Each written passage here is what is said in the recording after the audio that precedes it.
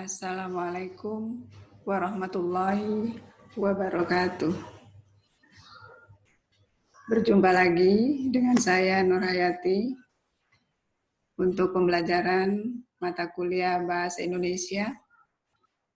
Kali ini di sesi kedua ini kita akan membahas tentang tujuan pembelajaran yang akan dipelajari, yaitu 1.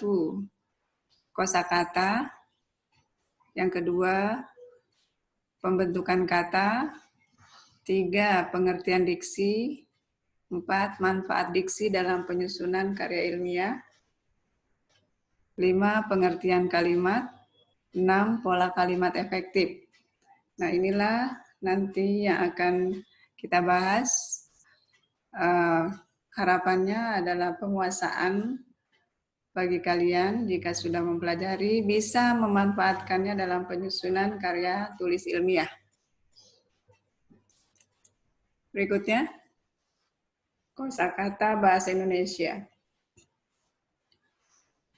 Yang pertama yaitu tentang pengertian diksi, fungsi diksi, macam-macam diksi. Adapun pengertian diksi adalah pilihan kata yang tepat dan selaras untuk mengungkapkan gagasan sehingga diperoleh efek tertentu. Fungsi diksi membuat orang yang membaca ataupun pendengar karya sastra menjadi lebih paham mengenai apa yang ingin disampaikan oleh pengarang. Yang kedua, membuat komunikasi menjadi lebih efektif. Yang ketiga, melambangkan ekspresi yang ada dalam gagasan secara verbal. Yang keempat, membentuk ekspresi ataupun gagasan yang tepat sehingga dapat menyenangkan pendengar ataupun pembacanya. Selanjutnya adalah macam-macam diksi. Dalam bahasa Indonesia, kita mengenal 8 macam diksi. Yang pertama, sinonim. Yang kedua, antonim. Yang ketiga, polisemi. Yang keempat, homograf. Yang kelima, homopon. 6, homonim. Yang ketujuh, hiponim. Dan yang kedelapan, hipernim. Untuk lebih jelasnya, kalian bisa membacanya di modul. Berikutnya, ciri-ciri diksi. Yang pertama, tepat dalam pemilihan kata untuk dapat mengungkapkan gagasan. Yang kedua, dapat digunakan untuk membedakan secara tepat nuansa makna serta bentuk yang sesuai dengan gagasan, serta juga situasi, serta nilai rasa pembaca. Yang ketiga, menggunakan perbendaharaan kata yang dipunyai masyarakat dan dapat menggerakkan serta memberdayakan kekayaan itu menjadi jaring kata yang jelas. Syarat diksi, ketepatan dan kesesuaian. Tepat artinya kata-kata yang dipilih itu dapat mengungkapkan dengan tepat apa yang ingin diungkapkan. Yang kedua, ungkapan itu juga harus dipahami pembaca dengan tepat. Akhirnya, tafsiran pembaca sama dengan apa yang dimaksud dengan penulis. Untuk memenuhi persyaratan ketepatan dan kesesuaian dalam pemilihan kata perlu diperhatikan. Fungsi diksi dalam karya ilmiah.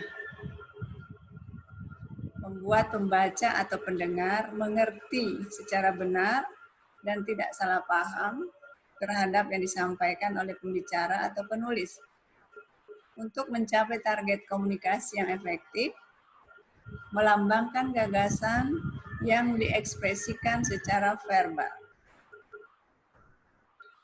Mahasiswa sekalian, dalam pergaulan sehari-hari kita sering mendengarkan kata-kata yang maknanya lugas ataupun tidak lugas, artinya menggunakan kata kiasan atau pergeseran makna. Nah, pada kesempatan ini, pergeseran makna yang akan kita pelajari yaitu yang pertama, asosiasi adalah pergeseran makna yang terjadi karena adanya persamaan sifat. Contoh, Tasya menyikat giginya sampai bersih. Ini adalah makna denotasi atau makna yang sebenarnya. Kalimat kedua, pencuri itu menyikat habis barang-barang berharga di rumah itu. Menyikat habis di sana yaitu konotasi atau bergeser maknanya. Maka disebutlah makna asosiasi. Selanjutnya, makna kata sinestesia adalah perubahan makna akibat adanya pertukaran tanggapan antara dua indera yang berbeda. Contoh, sayur itu rasanya pedas sekali. Pedas di sana dirasakan oleh indera perasa. Berikutnya, kata-katanya sangat pedas didengar. Pedas di sana didengar ala indera pendengaran, jadi dua indera yang berbeda. Disebutlah sinestesia.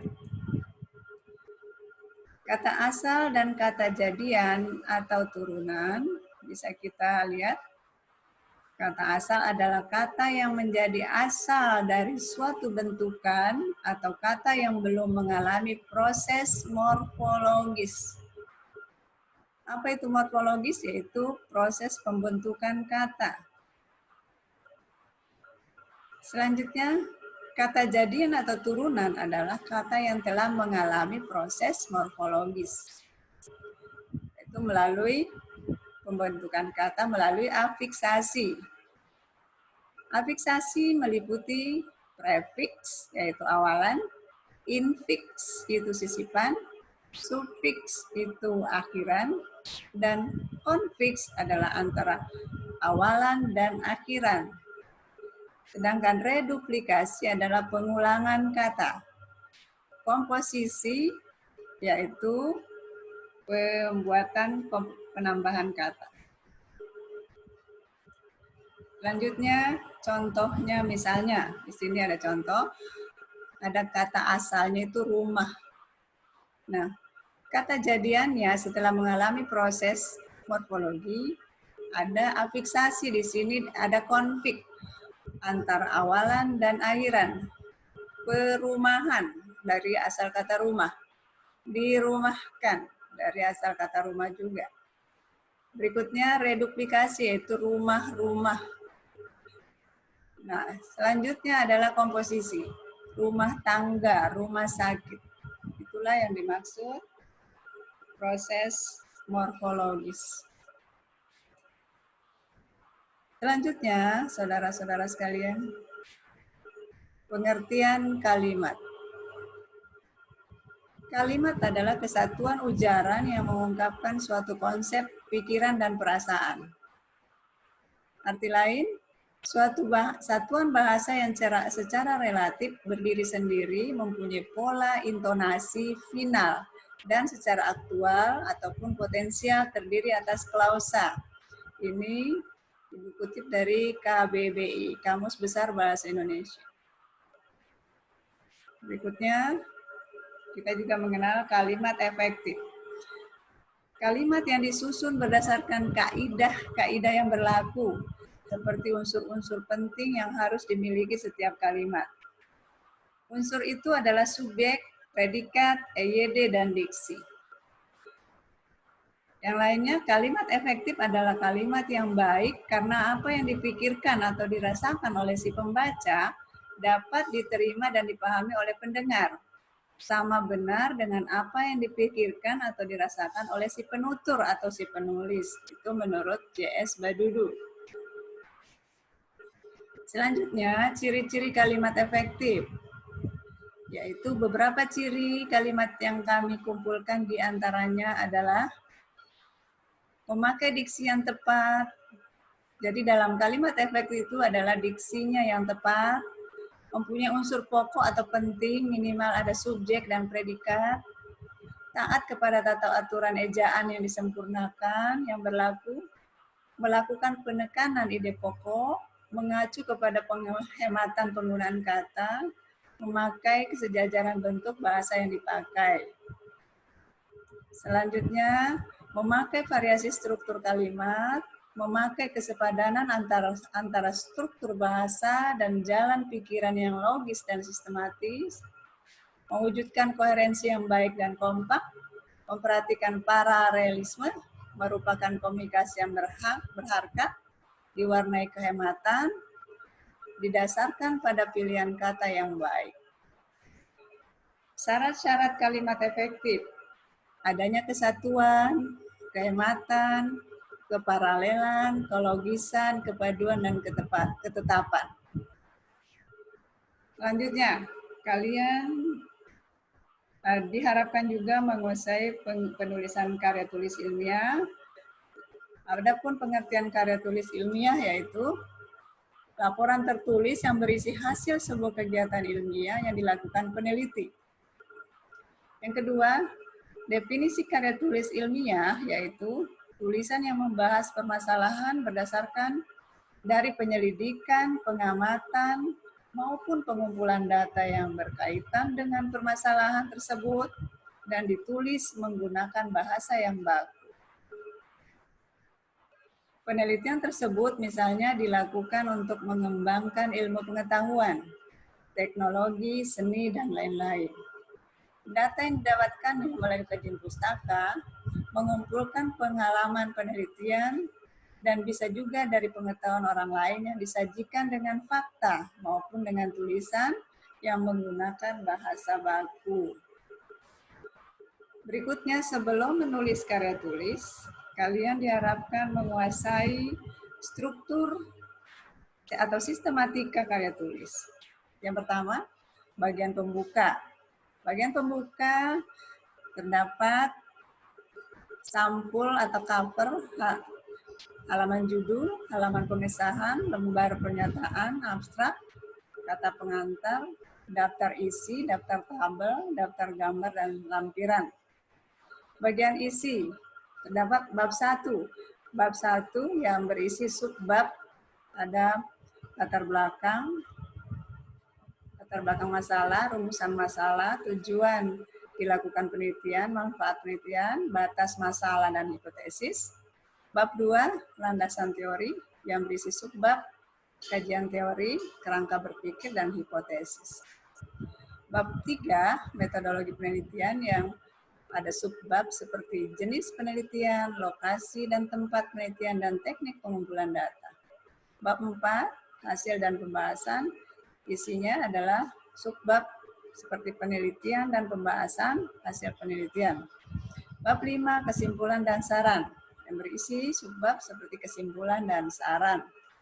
Berikutnya bagian akhir, berisi daftar pustaka, lampiran-lampiran, dan riwayat hidup penulis. Kamu akan menemukan sistematika karya tulis ilmiah yang sedikit agak berbeda. Mungkin hal tersebut disebabkan oleh ketentuan atau peraturan penulisan yang digunakan. Misalnya setiap kampus, sekolah, bisa saja menggunakan sistematika yang agak berbeda dalam penulisan karya ilmiah. Tergantung kampus yang diikuti. Selanjutnya, saudara-saudara sekalian, seperti yang Ibu katakan, kalian diharapkan menguasai penulisan karya tulis. Nah, ada beberapa tema yang Ibu ambil di sini, yang bisa pilih temanya, yang mana yang akan kalian pilih. Tugasnya adalah buatlah karya tulis secara individual yang akan kalian kumpulkan sebelum sesi ketiga.